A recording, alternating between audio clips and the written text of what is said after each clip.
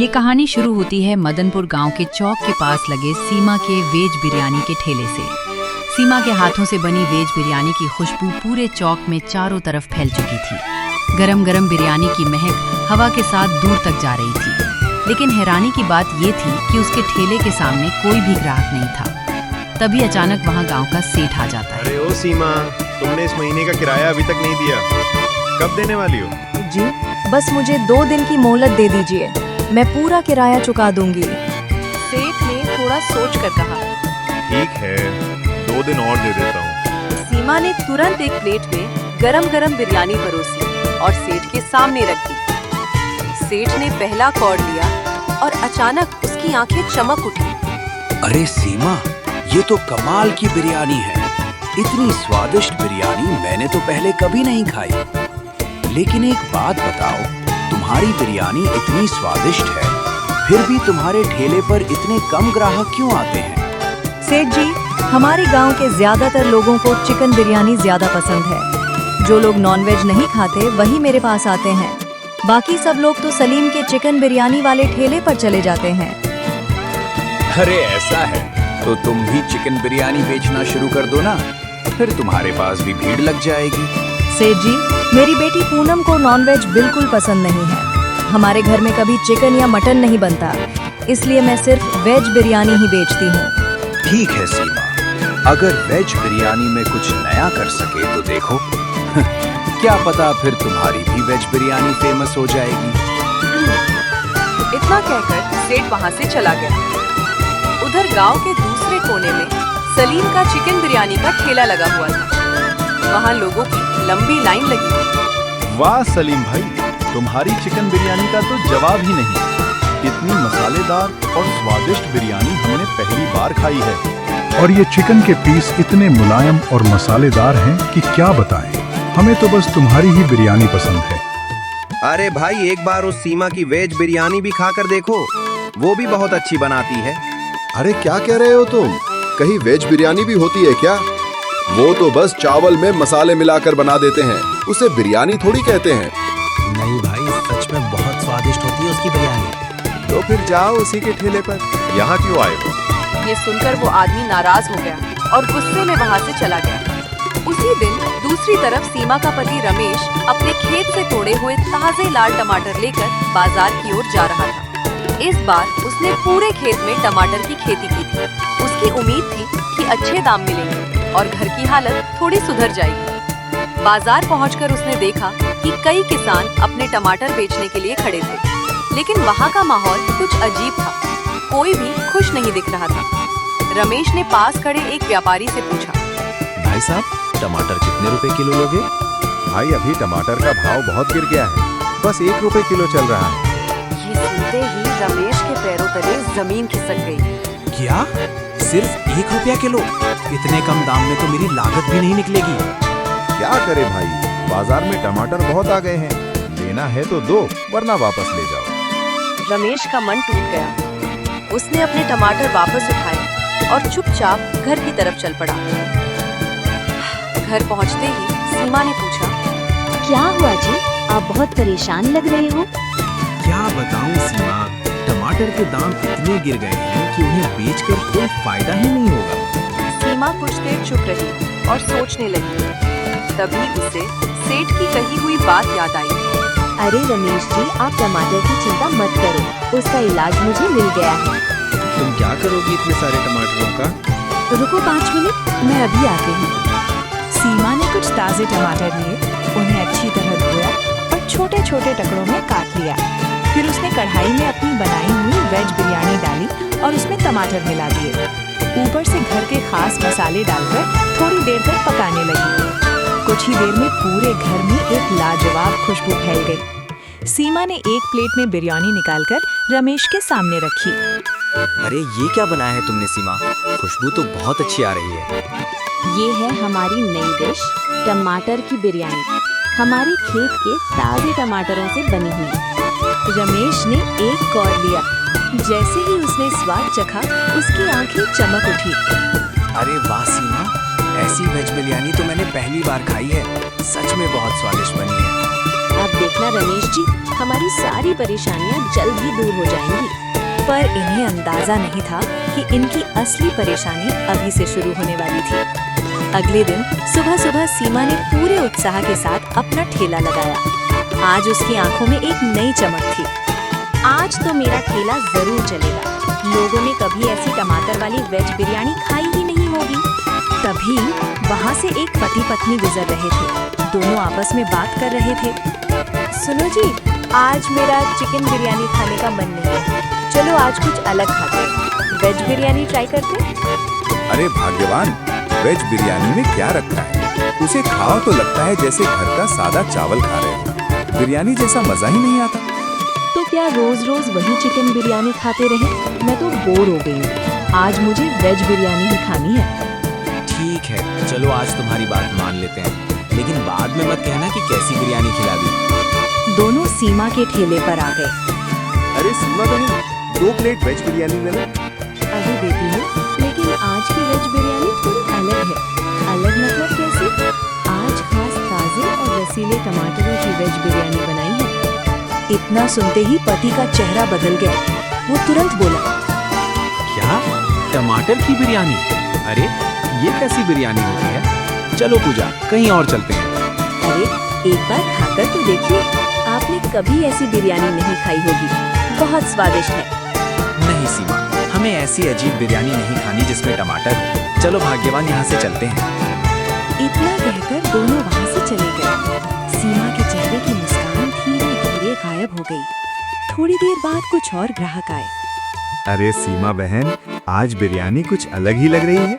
आज खास टमाटर की वेज बिरयानी है।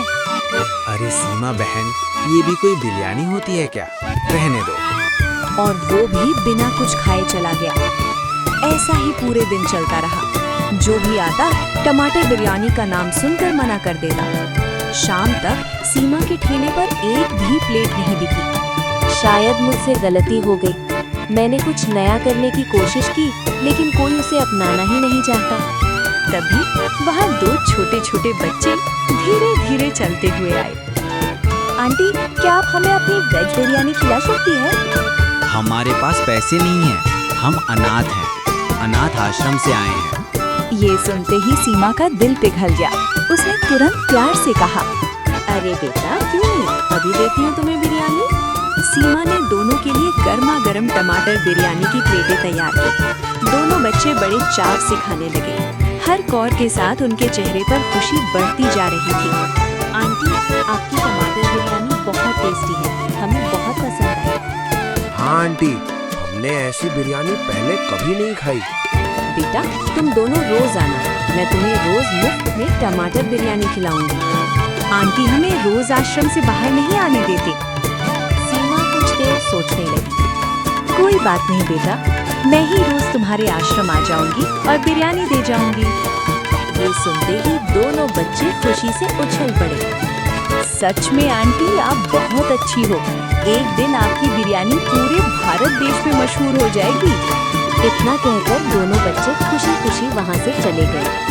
उस दिन सीमा ने अपनी सारी बची हुई बिरयानी उठाई और अनाथ आश्रम पहुँच गई। वहाँ के संचालक सर ने आश्चर्य से पूछा, अरे सीमा बेटी, तुम यहाँ कैसे? काका, मैं रोज आपके आश्रम के बच्चों के लिए टमाटर बिरयानी लाया करूँगी। आप बस उन्हें खिला दीजिए। तुम बहुत महान काम कर रही हो। आजकल कोई भी अनाथ आश्रम की मदद नहीं करता और तुम खुद गरीब होकर भी दान कर रही हो। ये देखकर मुझे बहुत अच्छा लगा। ऐसे ही कुछ दिन बीत गए। सीमा रोज अपना ठेला लगाती, लेकिन कोई ग्राहक नहीं आता और हर शाम वो सारी बिरयानी अनाथ आश्रम में दे आती। लेकिन एक दिन किस्मत ने और बड़ी परीक्षा ले ली। सीमा ने जैसे ही ठेला लगाया, सामने से सेठ रामलाल आ गया। सीमा, 2 दिन तो कब के पूरे हो गए। अब मेरे पैसे वापस करो, वरना मैं ये ठेला ले जाऊंगा। सेठ जी, अभी मेरी बिरयानी कोई नहीं खरीद रहा है। मेरे पास पैसे नहीं है। मुझे थोड़ा और समय दे दीजिए। मुझे कुछ नहीं सुनना। मैं ये ठेला अभी ले जा रहा हूँ। जब पूरे पैसे हो जाएं, तब आकर वापस ले लेना। इतना कहकर सेठ ने ठेला पकड़ लिया और अपने साथ ले गए। तभी वहाँ अनाथ आश्रम के काका आ गए। अरे सीमा बेटी, तुम्हारी किस्मत खुल गई। काका, कैसी किस्मत? मेरी तो किस्मत डूब गई। एक ही थैला था, वो भी हाथ से चला गया। अरे बेटी, अब तुम्हारे पास ऐसे लाखों ठेले आ सकते हैं, तुम चिंता मत करो। बेटी, कल जब तुम अपनी टमाटर बिरयानी आश्रम में देकर गई थी, तभी वहाँ एक बहुत बड़ी कंपनी की मालकिन आई थी। कौन काका? भारती मैडम। वो हमारे देश की बहुत बड़ी कंपनी की मालकिन है और हमारे आश्रम को भी वही संभालती है। उन्होंने तुम्हारी टमाटर बिरयानी खाई और उन्हें इतनी पसंद आई कि क्या बताऊं। सच में काका? हाँ बेटी, जब मैंने उन्हें तुम्हारी हालत बताई तो भारती मैडम ने तुम्हारे लिए 1 लाख रुपए का चेक दिया है। ये सुनकर सीमा एकदम चौंक गई। क्या 1 लाख नहीं काका, मैं ये पैसे नहीं ले सकती। अरे बेटी, क्यों? अब तुम्हारे पास कुछ भी नहीं बचा। इन पैसों से तुम अपना काम फिर से शुरू कर सकती हो। काका, ये पैसे आप अनाथ बच्चों पर खर्च कीजिए, उन्हें इसकी ज्यादा जरूरत है। सीमा बेटी, आज के समय में कोई इतना बड़ा दिल नहीं लगता। मेरे पास भले ही पैसे नहीं है, लेकिन मेरे पास मेहनत है और एक नया आइडिया भी। कैसा आइडिया? वो आपको जल्दी पता चल जाएगा। सीमा घर से एक बड़ा पतीला भरकर टमाटर बिरयानी लाई और उसे पेड़ के नीचे रख दिया। स्वाद तो है इस बिरयानी में, बस लोगों को एक बार इसे खाने पर मजबूर करना होगा। फिर वो जोर जोर से आवाज लगाने लगी। आओ आओ, फ्री में वेज बिरयानी खाओ, जितनी चाहो उतनी खाओ, आओ आओ। उसकी आवाज सुनकर 2 भूखे गांव वाले वहां आ गए। अरे सीमा बहन, सच में फ्री है क्या? हाँ, आज सबके लिए फ्री है, जितनी चाहो खाओ। फिर तो खा लेते हैं, बहुत भूख लगी है। सीमा ने दोनों को बिरयानी दी। जैसे ही उन्होंने खाना शुरू किया, उनके चेहरे बदल गए। अरे सीमा बहन, ऐसी वेज बिरयानी हमने पहले कभी नहीं खाई, बहुत स्वादिष्ट है। सच में ये तो चिकन बिरयानी से भी ज्यादा टेस्टी लग रही है। ये सुनकर सीमा के चेहरे पर सुकून आ गया। धीरे धीरे और लोग भी आने लगे। कुछ ही देर में पूरा पतीला खाली हो गया। अब लोगों को इसका स्वाद पसंद आ गया, कल जरूर ये खरीदने आएंगे। अगले दिन सीमा 2 पतीले बिरयानी लेकर आई और एक बोर्ड लगाया, टमाटर बिरयानी 30 रुपए प्लेट। कल वाले लोग फिर वहाँ आए। अरे सीमा बहन, कल जो खिलाई थी वो टमाटर बिरयानी ही थी ना? हाँ वही है, बस आज 30 रुपए प्लेट है। अरे 30 क्या, 300 भी ले लो, पर जल्दी 1 प्लेट दो, बहुत भूख लगी है। देखते ही देखते भीड़ लग गई। सब लोग खड़े होकर मजे से बिरयानी खाने लगे। तभी वहाँ अनाथ आश्रम के काका और उनके साथ भारती मैडम आई। भारती मैडम ने मुस्कुराकर कहा, सीमा, तुम बहुत ही नेक दिल हो। मेरे शहर में बड़े-बड़े होटल हैं। मैं तुम्हारी टमाटर बिरयानी वहाँ बेचना चाहती हूँ। और हाँ, जो भी कमाई होगी, वो सब अनाथ बच्चों के लिए तुम्हारे नाम से खर्च होगी। ये सुनकर सीमा के चेहरे पर सुकून आ गया। अगर ऐसा है तो मुझे बहुत खुशी होगी। आप जरूर इसे अपने होटलों में बेचिए। धीरे धीरे सीमा की टमाटर बिरयानी पूरे देश में मशहूर हो गई। उसने अपना ठेला भी सेठ से वापस ले लिया और फिर से काम शुरू किया। अब हर शाम वो अनाथ आश्रम जाकर बच्चों को टमाटर बिरयानी दे आती थी। सीमा, उसका परिवार और अनाथ बच्चे सब खुश रहने लगे। और इसी तरह कहानी से एक सीख मिलती है कि हमें भी जितना हो सके उतनी अनाथ बच्चों के लिए मदद करनी चाहिए। इसी तरह ये कहानी यहीं खत्म होती है।